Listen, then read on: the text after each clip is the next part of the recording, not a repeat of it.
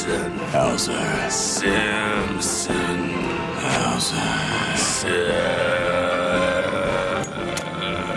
What's the matter? Couldn't hack field work anymore, so they made you White House hall monitor?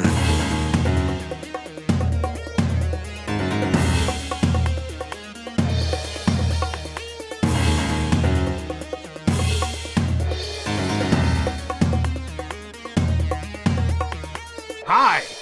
Welcome to Venture Brothers Podcast. I'm your host, as always, Bryan Dressel. With me, as always, is Grahamatron Mason, 3000. Hello. And I am glad to be here. I didn't think you were going to go for it, and then you did. And then we have Nick, the robot Friedemann, version 1.1. Hello. I like that you really went for the 1.1. Like, I'm not quite perfect yet.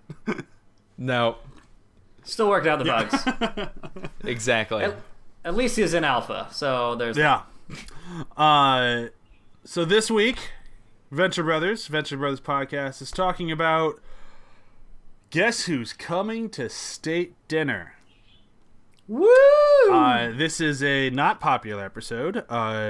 Even our note taker Brok did not have a lot to say about this episode, and when you go to the sources themselves, they don't have a lot to say about this episode. But we will try to break it down as much as we can. I don't think it's quite as bad as everyone makes it out to be, even if it's not their strongest. But let's dive into it. I will do the breakdown this week because I feel like being nice to everybody. Because breaking this one down is kind of a fucker. So this one takes place after Gargantua 1 has fallen out of the sky, and they didn't kill anyone, so Bud Manstrong, the cursed Bud Manstrong, gets a award for doing that, for crashing, I guess. And Rusty's really ticked off about it, but they all go to the White House to do it, and Rusty sneaks in a force field generator, and he's going to try to sell the president on it, and actually does a pretty good job selling the president on it. They don't really ever talk about that, but... The president was kind of impressed for a moment.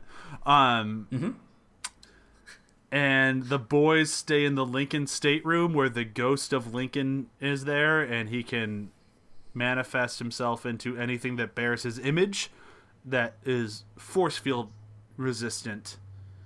Man, this one's got some troubles. End of the day, Bud Manstrong has had a Manchurian candidateship sort of thing in his head, and he's going to kill the president after he becomes vice president, become president, and nobody really cares. And that's pretty much everything that happens in this episode. Yep. And that's about it. Yeah, cool. There are Thanks. some good episode, guys. Some holes in this one, but I want to kick things off with if you haven't picked it up yet, you can get it on Amazon for about half of what the cover price is. I highly recommend it to everyone. It is Go Team Venture, the art and history of Venture Brothers. It's a great book. Art and making of the Venture Brothers. Should probably just spend the whole episode talking about this book instead of this episode because it'd be more interesting. It's an amazing book.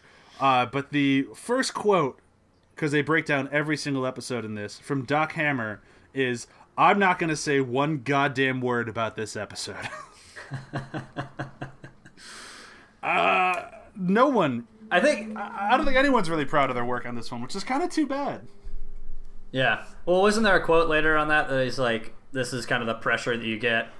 Something like it's... I've already just closed the book, and I don't want to find it again. But basically, they're saying, like, when you have a half-baked idea and you have a deadline, it's like, well, I either give them a half-baked nonsense or nothing at all, and I can't give them nothing at all, so this is what we get. And I think the major sticking point of everything in this episode comes down to what Doc Hammer and Jackson Public have referred to before, of just the problem with Bud Manstrong. Like, they love the character of Bud Manstrong, and they can't crack the nut of how to use him. Yep. Yeah. Because even... It's weird. I like the idea of him. I just don't like him.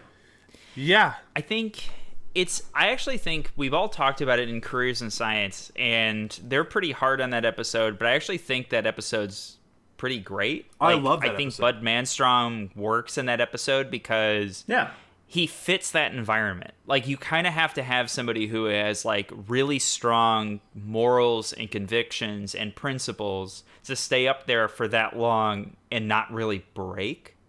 But him playing off of his coworker also helps. Yeah.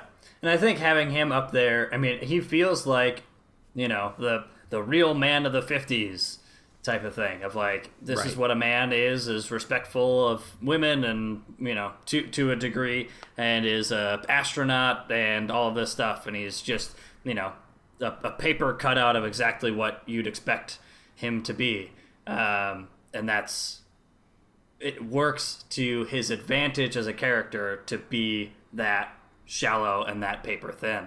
Right. But I think it falls apart when they try to make him something else, like in this episode, when they try to make him into a Manchurian Candidate type of thing. And it's like, I don't know. It just falls apart. Because I think the Manchurian Candidate idea is a good idea. They made 2 movies out of it. I think there's a lot of there's a lot of funny stuff they could do with it, and I think they just kind of wrote themselves into a corner with that character. Because I agree with everything you guys are saying. Like, the character himself is a funny character, and you think he'd be easier to like insert into these sort of situations, and I feel like they really gave it like a solid effort both times. And I think he's the weakest thing in Careers in Science, although I love that episode. And but he wasn't the focus that time, and I think that was the major difference. Like, that focus was Rusty and the boys, and he was just kind of a side note, whereas this one is all about his story. And I think when they tried to put the spotlight on him, that's where it just completely fell to pieces. Yeah, because even in Careers in Science, he still has some pretty good one-liners. Yeah. You're like, oh, yeah, cool, funny. You took it in the lap. Yeah, it's great moments. I've seen your hands, your big sausage fingers. And I think, just... like, and that's it. And then they cut away and go to something else. And you're like, oh, that was kind of funny. Yeah. And then whatever. But yeah, since we're focusing on him, it's like, I kind of am bored and kind of hate this guy. Yeah. And then the double down of the character of like, well, let's bring in his mom. And it's like, I don't like his mom at all. And not like I don't like her, like, ooh, that's a terrible character. She's so awful. It's like, no, she's just kind of awful. Like, I just don't want to spend any time with her in real life or in my couch watching her on my TV. Like, I don't need her. Yep. Yeah. Yep. And it's weird because, like, it does explain where he came from, but I don't think it's an explanation that you really needed. Yeah. You know what I mean? Not at all. And there isn't much for her to do. To be fair, there isn't much for any of the characters to do in this episode because there's probably too many. Yeah. Yeah. There's a lot. Too many is that's a good way to put it, because it's just like they have them. They have, what's his name, Hauser? Yes. Who the fuck? They have Hauser. Oh, God. They have the president. Yeah. They have JJ and JJ's extended family. Yep. Yeah. And Abraham Lincoln. Yes. And the rest of the security force, and then Hank and Dean. And Hank and Dean actually have a pretty good arc and adventure. But no, Hank and Dean, they do a full-blown I'm a nerd and I can't stand that they did this in this episode with Hank and Dean. There's a problem with Hank and Dean in this episode. And if you can tell me what it is, I'll be impressed. I mean, I'll agree with that too, to where it's like as I was rewatching it again, it's like, oh, Hank and Dean actually have an adventure episode, but I kind of don't really care. Could you tell me what the major problem that they fucked up with Hank and Dean in this episode, though? Nope. When they say go Team Venture, they high five. They don't do the fingers. Oh. Oh, Drives me nuts every time. Like, why are you high fiving? What is happening right now? Ugh. Maybe because they know that it's terrible. Yeah, maybe it was just Doc Hammer and Jackson Public going, fuck this episode. Can we... I know Brian doesn't like Ghost Abraham Lincoln, but can we talk about Ghost Abraham Lincoln? I don't dislike him. I think it's... maybe I do. Yeah, I think you do. No, I don't... Yeah, I don't dislike him. I think he's kind of whatever, but... again, it's one of the things that we were talking about. It's like there's just so much and so many characters. It's like, really, did we need to add this thing in here? No, for me, the problem isn't the fact that there's a ghost Abraham Lincoln in there that can, for some reason, move things with his image on it, which is stupid. But that's not the first time that's ever happened, so I'll forgive them there. It's really... Is that kind of a reference to Ghost in a weird way? No, because, I mean, Patrick Swayze can move anything. He moves the penny up the wall. But a penny with Abraham Lincoln's face on it. Oh, Patrick Swayze's Abraham Lincoln in Ghost. I never picked up on that. What? Yeah. That's why he's dressed like him the whole time. That explains the top hat. Ghost is a weird movie. It's true. No, I think the problem is this, that for as much as Venture Brothers can just shit all over everything and just be super funny while doing it, there's something about just, we have an Abraham Lincoln character here, and it's just like, we're just not even gonna attempt to make him Abraham Lincoln. It's funny, but at the same time, it just feels weird. Like, here's Abraham Lincoln making jokes about Rusty masturbating as a child. It's like, it doesn't feel like Venture Brothers humor to me. Yeah. Yeah. It feels a little too blue collar. Yeah, like it just doesn't. Like, usually their humor is so stupid that only a genius could have written it, and like that's what's funny about it. Is like Hank is the dumbest guy in the entire world, but he's so endearing and lovable, and the writing behind it is so strong that it's unless there's basically a genius writing this, the stupidity wouldn't work in the way that it does. And then you have this episode where it's like, no, this is just lowbrow dumb humor, and like that's not what I show up to this show for.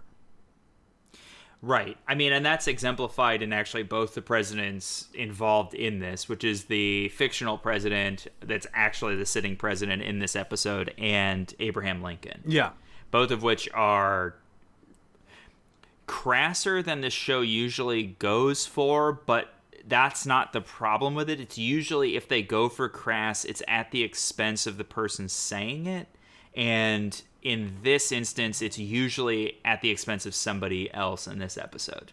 Yeah, I can see that. Which is fine, but it doesn't fit the humor of the show's usual jokes. Yeah, I think that's kind of what the whole problem is. Like, for a season, especially a season that's as strong as season 2 is, like, to have this outlier, it's like, this is a weak season in any... This is a weak episode in any season, but in the best... maybe not the best season, but... Or what a lot of people would argue would be the best season. It really stands out like a sore thumb. I don't think it's as bad as, say, like the pilot. No, not at all. Like there are still things that I enjoy about it, and we can kind of move through those like now. But it's still it just doesn't. Well, it feels cheap. It feels like all the jokes are cheap. Yeah, for sure. First, I mean, I don't want to say. Well, I don't know. But yeah, like first revision type stuff. Like, oh, that'd be kind of funny if he says something like this. And they're like, yeah, all right, that's fine. Yeah. That'll work. I also feel like it's a weird thing. Like, I know that they've touched on supernatural stuff before, but for some reason, having a ghost always felt weird to me. I mean, like, you know what I mean? Sure, but I mean, there's ghosts in the show, and they never really bother me. But this is the only one where it's like, I just don't really... Are there ghosts in the show? Yeah, they come up. There are. Yeah. I mean, one quick reference was the Venture compound is built on a Indian burial ground. Oh, yeah, you're right. Okay. Yeah, okay. Since they don't have leap year. That was just the first one that I could think of. But no, I mean, they do touch on the spiritual. That's not right. The spirit realm. Spirit realm, as well as science, and they usually do that in a much more confrontational way of science versus, that stuff, ethereal and blah, blah, blah. And it feels very intentional. It feels very smart and intelligent way of handling it. And in this episode, you're like, oh, what if there was like a ghost of Abraham Lincoln that watched child funny. Rusty masturbate? Yeah. I keep coming back to that because it's just weird. Like, it's just such a weird thing to have Abraham Lincoln do. Yeah, it also just doesn't feel like... Usually, I guess, like, what we're kind of hitting on in a weird sort of way is that it doesn't feel like what I would imagine Abraham Lincoln talks like. Like, he's very modern. Yeah. Yeah. And which I think is, like, it could have been part of the joke, but since it was not handled are as well as it could have been, it's kind of like, oh, it was kind of cheap. Yeah. Like, I feel like they could have really ramped that up of like, oh, wouldn't it be funny if like Abraham Lincoln is a ghost and has been alive and living as a ghost this whole time. And so his mannerisms, his everything is all modern. And so maybe he's not wearing a top hat. Maybe he's, whatever. Maybe he listens to hip hop. Maybe it does. Maybe he's wearing a just snapback. Ramp it up as the show. Yeah. And it's like ramp it up as far as you can go. But it's like, this is kind of like a middle of the road. Like, yeah, it's good enough. Yeah. So we'll just leave it. Maybe he just talks normal. And maybe, now that you're saying like that, maybe we're looking at this the wrong way. Like, maybe it is one of those, like, if Doc Hammer and Jackson Public really were just behind the gun on this one and they just couldn't figure out how to crack it. Maybe, like, if this is the best we got out of something that they think is unacceptable, like, maybe we're pretty fortunate that, like, there are things in this that we find funny. Oh, for sure. Like, I do... Like, it's the stupidest joke in the entire world, but the fact that Rusty has this... Again, when Rusty makes things work, I feel like we have to call out to it. And he said that he brought a portable force field generator that does exactly what he said it would do. And it's amazing. And it works so well, unless you have club soda. And that feels like that Venture Brothers humor that I really enjoyed. Just like that, I keep telling you, a little bit of club soda will get anything out. And she's just taking down the force field. Like, that's hilarious. For sure. What I also love about that scene is that JJ himself is just kind of fascinated. Oh, yeah. Like, he's like, for him, there's no solution that's like beneath him. He's like, yeah, okay, this is interesting. I could figure out a way to make this work. Like, you're just like, he's just fascinated by everything. Like, he actually is like a really good scientist. Well, you can see that this is going to lead to JJ going back to Spider Skull Island and doing a shit ton of tests on force fields with club soda. Like I like that. Like, there's that sort of stuff in there, because that feels like the Venture Brothers show that I like. Like, that was the good stuff. Exactly. I was trying to think, there's another thing in this that I really enjoyed, and maybe I took notes on it. I was trying to... Do we want to talk about Hauser? No. I mean, really, what's there to talk about? Like, the guy is just there to kind of be a foil to Brok, but he's not interesting or menacing, or, like, I'm not even sure what Hauser does. You know what I mean? I will give Hauser this much. He does have my favorite line in the whole episode. Like, I do not like Hauser at all. I'm glad that even they got rid of Hauser. Like, he doesn't come back. But he does have the strongest moment in the whole episode, where he's the only Secret Service person in the Oval Office. And he's like, well, I got to do my job somehow. So he starts setting up a perimeter, and everyone's just ignoring it. And he's like, hey, perimeter! Am I the one who cares about perimeters? And then just that dawn of realization, oh my god, am I the only one who cares about perimeters? Yeah. That's pretty great. You can hear, like, the world shattering inside his head. Like, oh god, my life has been for nothing. I'm the only one who cares about perimeters. Exactly. That was my favorite joke in the whole episode, which is saying something. But I still think it's a funny joke. No, it is. Yeah. And it's honestly... Brok got a good response to him, too, of like... He's like, do you know that guy? It's like, yeah, we were in Nam together. What? You were like 10. It's like, didn't say we're during the war. And that never comes back. Like, what the hell was that? Yeah. There's a lot of loose threads. Yeah. Well, it's just a lot of ideas that they just clearly didn't care about, which I'm kind of fine with. Yeah. Yep. What about you guys? Graham, you seem to be almost as down on this thing as I am. Was there anything you really liked in it? That's not a good sign. Not really. I mean, it's there. It's an episode. I agree that it's not as bad as the worst that we've seen, but I think I mentioned this before. I feel like this is just one of those episodes, like during a sitcom series, where last week they had a really expensive episode and they paid a lot of extras and a lot of cameos and a lot of writers and stuff, and then they're like, all right, well, next week we got to just stay inside and we can't spend any money. It's a bottle episode. And you're like, yep, and this is what happened. It's like, so I guess I'll just take it. It's an episode. I was still fairly entertained watching it, but it's just weird. I feel like I'm just watching a first take Yeah. at it.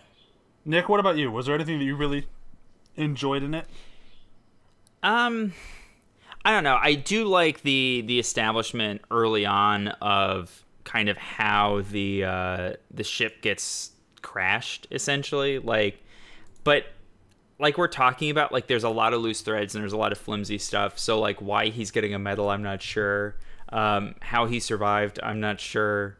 Why him getting a hand job is kind of like the peak, finale point of the episode is also kind of weird. So I don't know. I didn't dislike it, but I do think that Graham hit on something that's correct, which is that this is like a weird hangover episode to the last episode. Yeah. Yeah, I mean, it's weird with animation because that's not really how that works, but it kind of feels like I know. it. That's why I think it is because you can look at do you know who does the voice of the president? No. It is Dana Snyder. Oh. Okay. Yeah. And I think that from my experience with this kind of stuff, with animation, they're like, well, we have Dana Snyder in for the last episode, so we have to pay him for 2 hours. We probably only are going to use him for an hour. What other episodes can we throw him into? And I think this was the kitchen sink episode because Brandon Small also does the voice for Hauser, who's probably in a handful of other episodes this season. So they're probably just like plowing through, and this is the episode that catches a lot of the kitchen sink scraps to just kind of like fill out. So I think there is a weird, this was the second or third or fourth episode they did with a particular actor or actress, and I think this is not that that's what shows, but I do think that it wasn't everybody's primary concern is the point that I'm trying to make.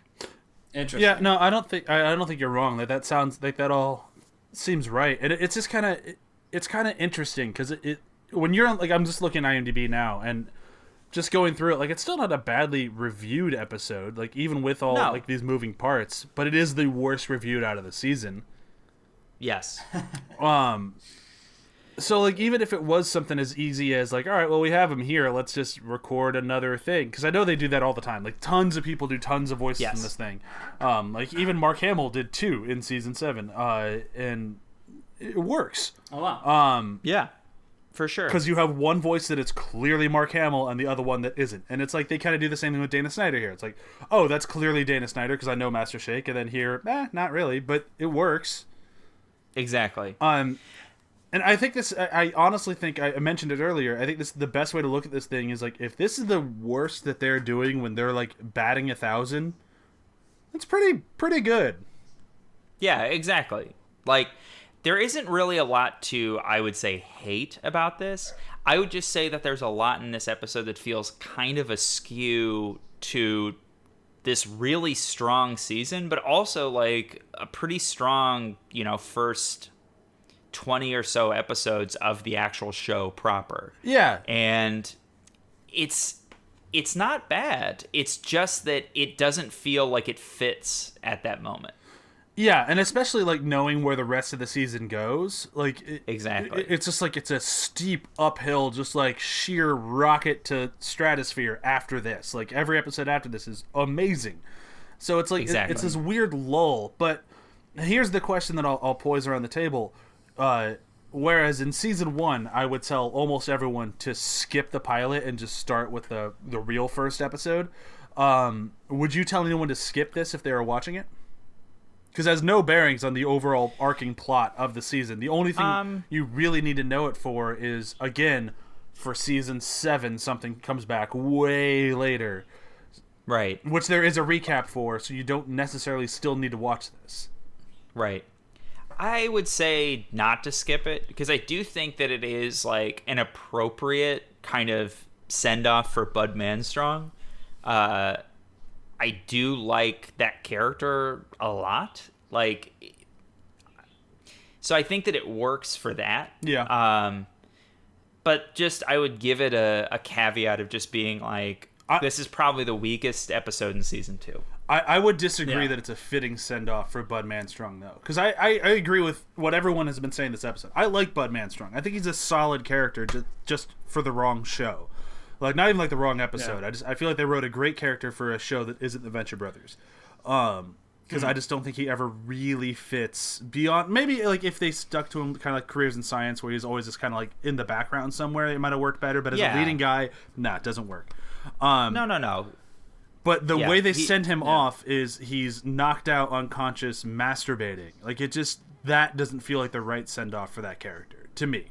Yeah, I mean, like I said, he has a lot of good one-liners, and his one-liner at the end of this episode is a pretty good send-off. It is, but the setup and the actual situation of it is pretty demoralizing and pretty gross. Yeah, if the last line he has is perfect, but but I think he's to be fair, I like Bud Manstrong, but Bud Manstrong is like kind of a failure. What? Like, he's totally a failure. A failure on the Venture Brothers show? That doesn't seem right. I know. But I mean, like, I think that humiliation and that kind of like, it's not a pretty ending for the character, but I don't think that character really needs or deserves a pretty ending. Like, it is interesting because, like you said, he is a failure, but I don't think he sees himself as a failure. I think his biggest thing is moral high ground that he sees everybody is, going down on. And so now he has that, and now for this ending, he has lost it all. He's failed utterly in his own mind. Well, so to that right, you are correct. He failed. Well, wait, why does he feel like he's got the high ground on everybody? Because he's the one who passes out when he's getting a hand job as the... Exactly. That's exactly what I'm saying. Because he was able to at least not address that.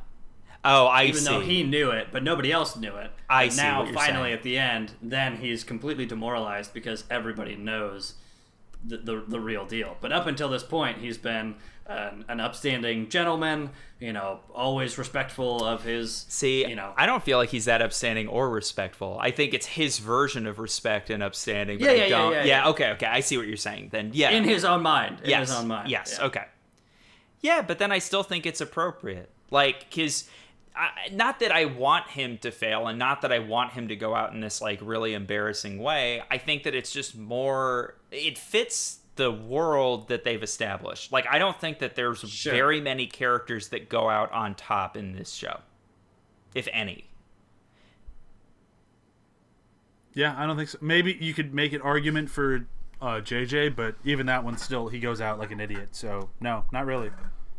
Right. And so I think that for this show, like, I do think he fits. I don't think he's utilized well, and I don't think this episode leans into what his strengths could be, but I do think it's kind of an appropriate send-off for what the show's already established and also kind of like what that character is. Most of the time, the characters that get sent off, they're sent off for their a fault that they overlook. And I think that a fault that he overlooks is that other people are human beings, and he doesn't really see himself as a human being. He holds himself to a higher standard, which I think is an absurd concept. Yeah, I you're selling me on it, but I still just it doesn't make me yes like the episode anymore, or like the way that he leaves anymore. Like, I agree with everything you're saying, but it's still just like it feels out of character. Like the whole just crying, masturbating in front of everyone. It just never, that all right, yeah. It just didn't feel like Bud Manstrong. Like it felt more That's like fair. it. I mean, and I don't mean to take a dig at these guys; they are my idols, but it felt more like Doc Hammer and Jackson Public were just like, you know what? Fuck this guy. Let's just get him out of here in like the most humiliating way possible, where we definitely will never have to see him again. Like, how bad does it have to be so that he will not come back? This will do it. Yeah. I think that's fair. And I agree. I mean, you've pulled me around a little bit more on this episode, but now that we've talked about it even more, and actually, honestly, I'd say skip it. I'd say skip this episode, because if you can look back and be like, oh wow, whatever happened to that Bud Manstrong guy? Is he still up in Gargantua 1? That's a better memory of him than this. Well, the only reason why I'd say not to skip it is to see Gargantuan 1 fall, because like that's not a major sticking point, but it will become a thing later on with like all this in Gargantua 2, and then JJ goes to space for such a long time to build Gargantua 2. And it's not a terrible episode. It's just, I think you just kind of have to know what you're sitting down for. You got a real kind of meh thing here, and then it will be better. Yeah, I think that's fair. But if you wanted to skip an episode, if for just some reason there's just one too many episodes in season 2 for you, this is the one you could skip.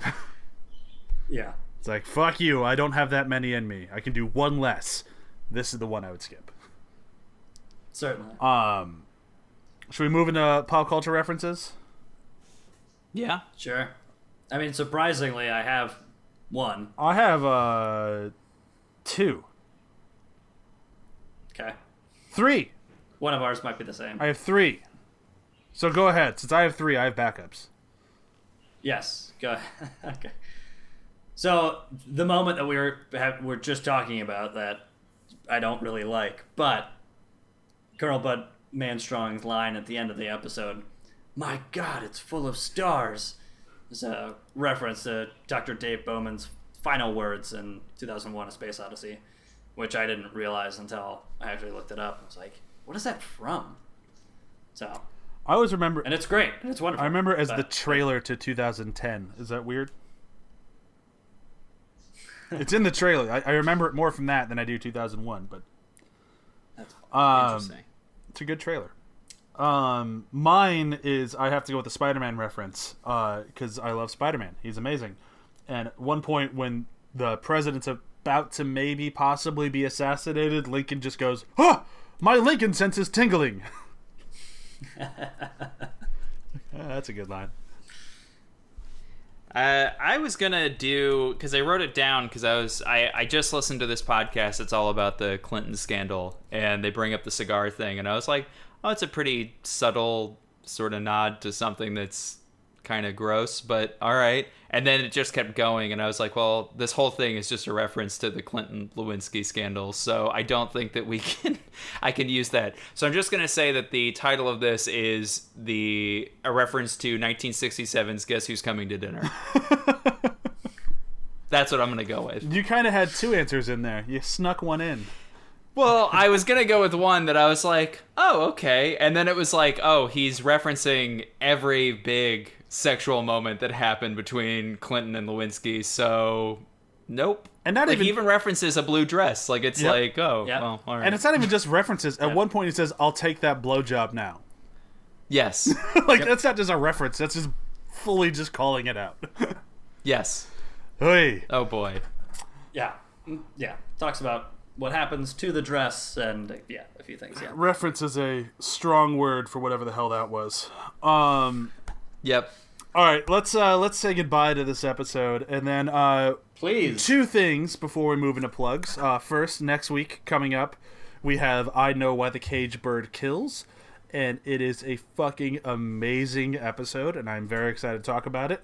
And I'm not sure exactly the date yet, but we are, thanks to a thread on Reddit. We are going to do a special episode on Season 7, which Graham has to hurry, and catch up and watch. And Nick just has to do my best. Yeah. Apparently, I'm the only true Venture Brothers fan. Ha. I'm trying to find the guy's name really quick. Fred it. Give me 1 second. This can all... Graham liked it. Brian didn't hear it. Brian's in his own world talking to himself. I heard Fred it. Okay, so back it up a little bit.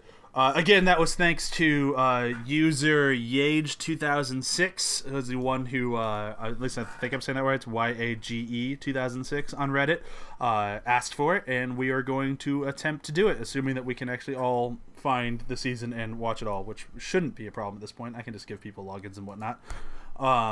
I didn't say that. We'll bleep that out. Yeah, that's it for the cleanup. Quick round of plugs. After the Hype, as always, be sure to check it out.